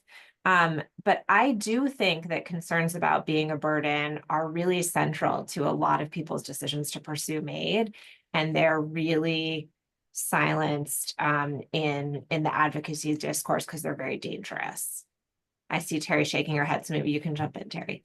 Yeah, I agree. Part of my concern, first of all, this idea of burden, most families are dealing with the burden. Because most families, that's the choice that they have. And certainly, and I mean all, all right, most. Among African-American families, among Hispanic families, there are often fewer resources, fewer monetary resources, quite frankly, fewer participants in the family who may be around in order to provide that additional care. So just as a matter of practicality, the burden falls on family members. This is where we see people, leaving their jobs because they need to do the in-home care for their family member, and that could be more than the 6 months that is allowable, sort of in MAiD. And that's where the idea of relational autonomy really does become a very real characteristic of a cultural characteristic, that it is an expectation. It is not, it isn't a burden at all. It's an expectation that when a family member needs care, that someone in the family will be providing that care. And again, it certainly can be related to resources, but we actually see these patterns even among more resourced persons who are African American, because that's part of what lets us know that it isn't just a racial experience, it's a cultural experience. I'll stop there. No, I don't want any of you to stop. I love listening to everything you all say. It ties into a question asked by someone in the audience from Abby. And she says, how do we balance the ethical principle of autonomy with the potential for coercion or undue influence in MAiD cases? And I might add another little way to think about that question too, to make it even a little bit more complex, that one of the things that we deal with, of course, as human beings, is that there are multiple goods in the world. There are multiple good things, and that sometimes those good things are in competition. And in fact, sometimes those multiple good things actually seem to be in conflict.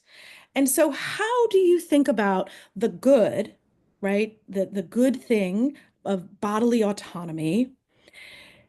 How does that butt up against the equally good thing of protecting very vulnerable people from the possibility of coercion? And I hope, Abby, that does your question justice. I can take a stab at that. All of the safeguards that Thaddeus outlined so nicely in his presentation are really there to grapple with this exact question, right? So the idea that you have to have the diagnosis and prognosis confirmed not just by one physician, but a second physician, to make sure that it really does seem that this is a terminal illness that is expected to result in death in 6 months. The notion that there is a waiting period, 17 days in most cases, but I think that can be pushed up as well in some jurisdictions if time is of the essence. So all of these kinds of, the notion that it is voluntary and that a physician cannot provide a lethal injection or administer this intravenously, all of these things are designed to ensure that it is a voluntary choice on the part of the patient. I think the only place where I might depart a little bit from the way Thaddeus set this up is he said, every patient in the US who has done this has wanted it. This has never been abused. I don't think we can know that with quite so much certainty. My personal belief is that that's probably likely the case, in 99.9% of the cases, but there have been a couple of cases reported where it's a little bit unclear the extent to which there may be some family influence, or where a patient has gone to multiple different physicians before they find someone willing to agree and to prescribe and sign off on this. And there's some questions about competency, and those cases have been publicized. So, it is a very difficult trade-off. And I think that the vast majority of the time, this process probably works the way it should, but I don't feel as comfortable saying that it always does so. Yeah, and maybe I should refine what I said is maybe can't say that it's never happened, but I could say that perhaps there's no well-documented, credible evidence of coercion. It's been alleged, perhaps, and maybe it exists and goes undetected. Yeah, so that's a fair point, right? No reported, cases I quickly, if I could just, the two safeguards that maybe really go to this question, which I didn't mention, are the physician will talk to the patient alone outside the presence. So if that person is, is exerting coercion, the physician could talk, is going to talk to the patient outside the presence of any other person. And secondly, you do have to have neutral and independent witnesses confirm, that this is what the patient really wants. Anyway, because of the absence of evidence, I think that we are adequately protecting against the risk of coercion. So I don't think we need to change the safeguards until we have that evidence. I will say there's a completely different type of coercion, which is documented, which is coercion out of MAiD. So the patient decides, I want to use MAiD. That's what fits my values and preferences. But then the family's like, come on, mom, you don't want to do that, right? And so that actually is a type of coercion that the safeguards are not designed, because the safeguards are all designed to put the brakes on getting MAiD. We actually don't have, I think, enough safeguards to protect the patient's choice if they really genuinely do want MAiD. So I'd like to add a couple of comments that are related. In some cases, I'll need to make a better case to pull them together about to coercion and undue influence. I want to get across this idea that spirituality and religion are, I'll talk about what I know best, African American, the hundreds of years of African American culture that we know about. It's a worldview, and the worldview has to be about the person themselves and the body that they're in. We sometimes are talking about MAiD as though it's about the body, but it is also about the body and all the experiences of the body, not just the illness itself, but about how a person views themselves and about how religion and spirituality allow the person to see themselves in all of their humanity. And in that then is part of where then the decision is coming from. But if we don't understand the subjectivity of a person's entire embodied experience, not just the dying process itself, not just the illness itself, but what is the person thinking about as they're thinking about what is death going to be? What is the person thinking about when they're thinking about fear? This is, we go back to this idea of the good death. What is the person thinking about when they're thinking about a good death? And we see that I guess it is my concern, I'll say this, it is my concern that in MAiD, part of what we're doing is idealizing what death can be, when that may not be the experience for everyone. And I appreciate, I should say, when I make a remark like that, I should add quickly that I have appreciated over the last several years being present with advocates who are doing research such as what might be the best formula for death. But we still need more work with part of what Mara was talking about. Did I say that correctly? What Mara is talking about, that there may be some ways in which we're trying to avoid a part of our human experience, especially at the end, out of fear itself. So Macy, for example, will talk about you can't, part of the problem with the legislation is that you have to make sure that there's no coercion on the part of physicians feeling like they have to participate or not, even though we know that it too is voluntary, right? That the laws are written in that way, but is there coercion in medicine itself? Because part of what I'm always trying to get across is this idea and trying to understand is what are we doing when we're legalizing? Are we in fact enculturating a particular type of death as the most courageous, as the most preferred, when in fact, people are having various kinds of death, or various kinds of endings, various kinds of decisions related to death. I'm very concerned about the creation of cultural norms as we create legislation. I was thinking when you said that, is avoiding suffering always the highest good? That's the question, right? That's the question.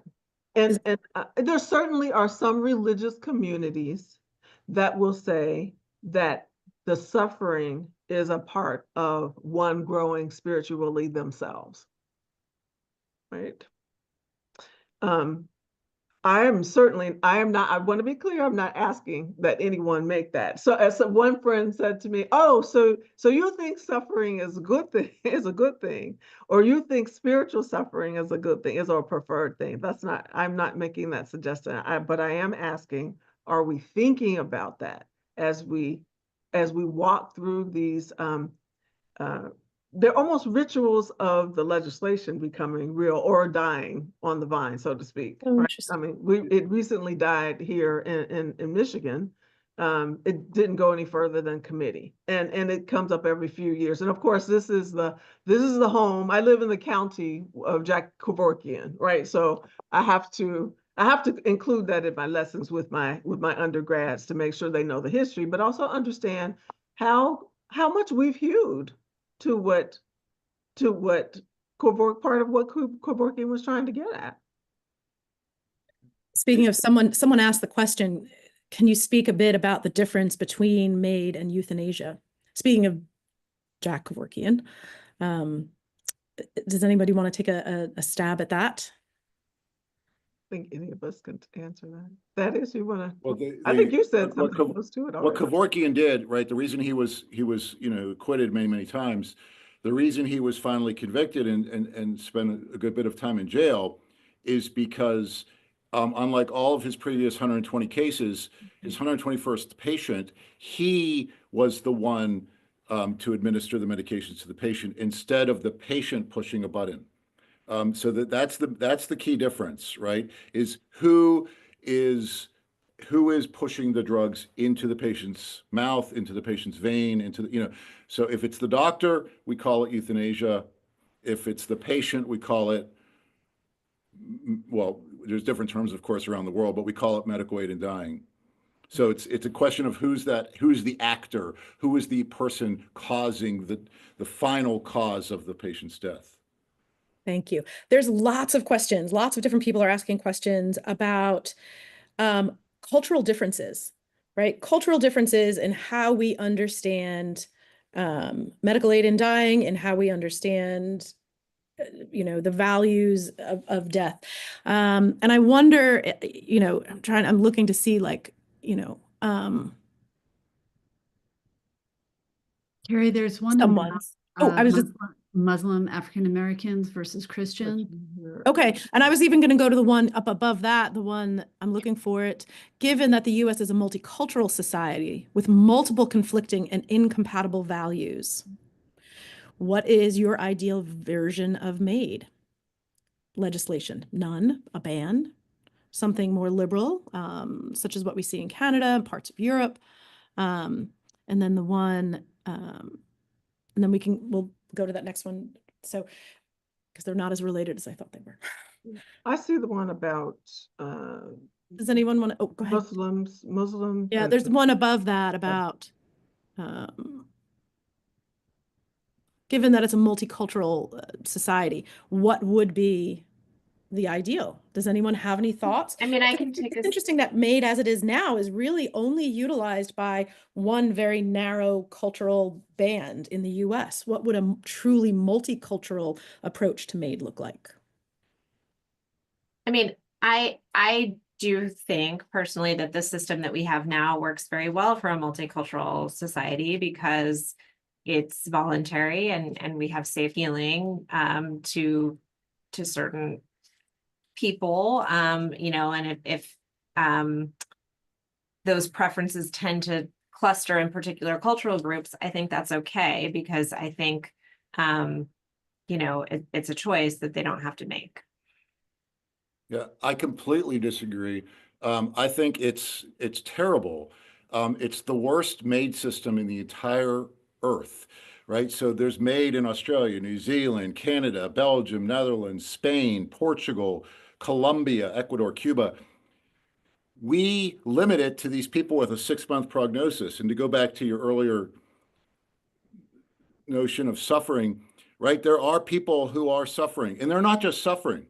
They have, and I'll use the phrase from Canada, grievous and irremediable suffering or intolerable suffering. Don't get access to MAiD because they don't have a 6-month prognosis. So I think we're locking out all these people who feel like, well, wait a minute, why come that person who happens to have cancer, which is by far and away the main diagnosis, they can exit in this comfortable, peaceful way, but I can't. So I feel we're not forcing anybody into MAiD, but so I totally agree with that part of it, but we're locking a lot of people out who would like access. I think what we have decided is that we have developed one of the most multicultural responses. This is what we do. What we typically do when we're trying to have a multicultural ideal, which generally we often are in the U.S. What we're trying to say is, first of all, let's make sure that there's no hint of religion, because religion is too divisive. Is how we sort of approach it. And then so what we say is, like Anita Bonds said, I'm leaving my religion completely out of it. And I am voting in a way that says, without religion, we meet the greatest number of people. So we're very, well, let me just say, but that is also problematic, because the reason that it's problematic is because in our country, whenever we say we want to reach the greatest number of people, right, philosophical idea, but greatest good for the greatest number of people, we're often leaving out a number of people. But even in this conversation, we are saying, but who are we leaving out, right? We're identifying that we're leaving out some people and saying that is a wrong, whereas I'm saying we're leaving out people and who want to be left out, and that seems acceptable. Mm-hmm. So it's two sides of the same coin, right? And it is, at least to my mind, it's based on a multicultural idea that we can't reach everyone, so let's reach the greatest number of people. I'm thinking about this idea of, the good death and, good legislation, just legislation, where is justice?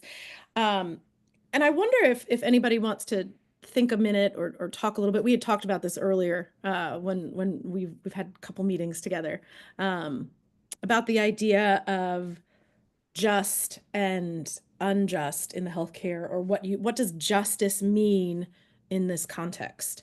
Does it, because I think that's one of those questions that's kind of sort of just below the surface, right? If we're talking about legislation with MAiD, there are these questions of justice. Does anybody want to is that too broad a question, or is that a good question?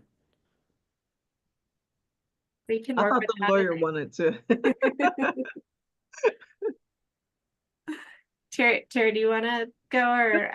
I just spoke, so please. Okay.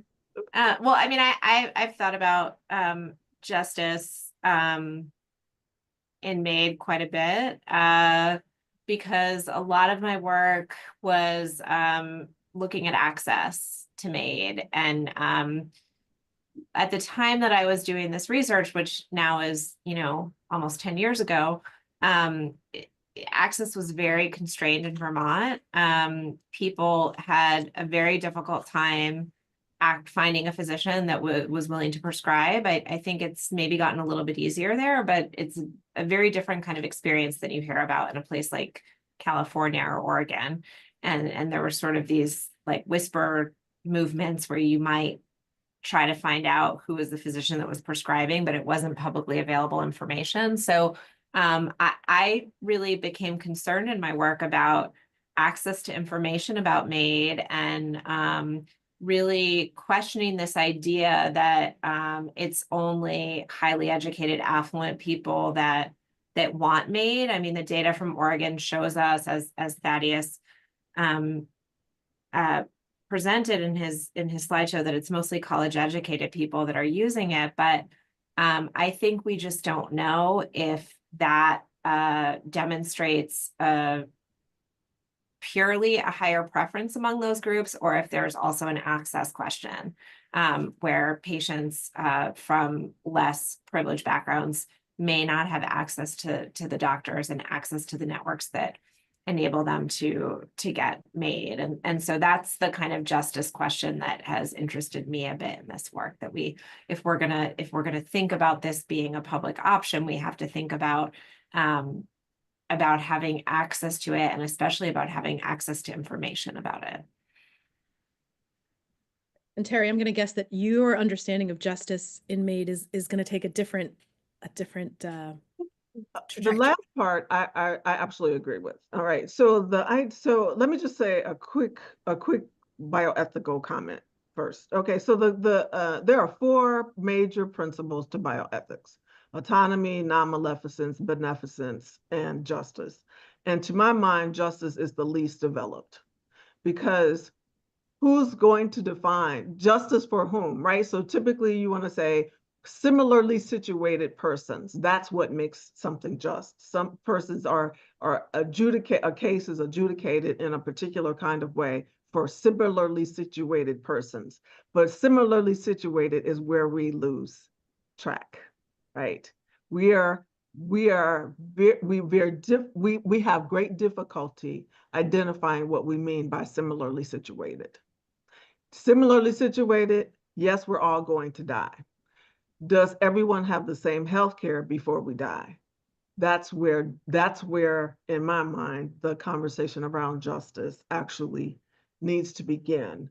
I look at all of these things related, all of these issues, whether it's my dissertation was about are there any religious influences for African Americans related to participating in clinical trials? Similarly situated. That was an access issue.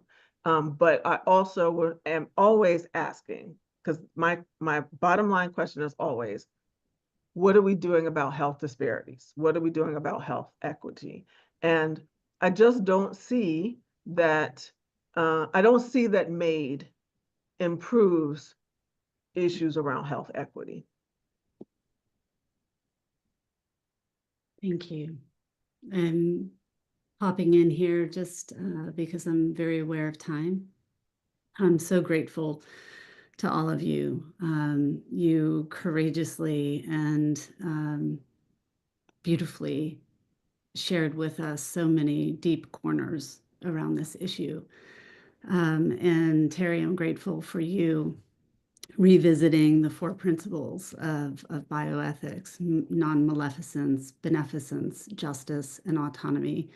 And I think autonomy, patient autonomy, is something that was heavily considered, but this idea of justice and justice for whom and how that's defined and who's at the table to make those decisions, these are all deep and multifaceted issues. But I feel as though for the first ever MAiD panel held through MUD at Washington and Lee University, I think you all launched this really in a magnificent way. And I'm so grateful for the thought you put into it. But as Carrie mentioned, there were a lot of behind the scenes conversations, and you all are amazing conversation partners. So there have been some really fantastic questions that were raised. I've actually copied them all, so I have a document of them. Carrie, you did an amazing job to weave through and get us to a lot of them in various ways and pile several into one. But I don't know if we can answer them. I'll share them with you all, and maybe there's a way for me to be able to get answers back out to people. But I thank each of you, Carrie, Terry, Mara, and Thaddeus, Kate, and David, who really made this webinar possible. I thank you all, and for all the amazing attendees. I mean, we had a really fantastic turnout. So thank you so, so much. And I hope this was a good bit of information for you. And maybe we'll have another one of these at some point that isn't snowed out. That would be nice to person. Okay. Thank you all. Take good care. Thank you. Thank you.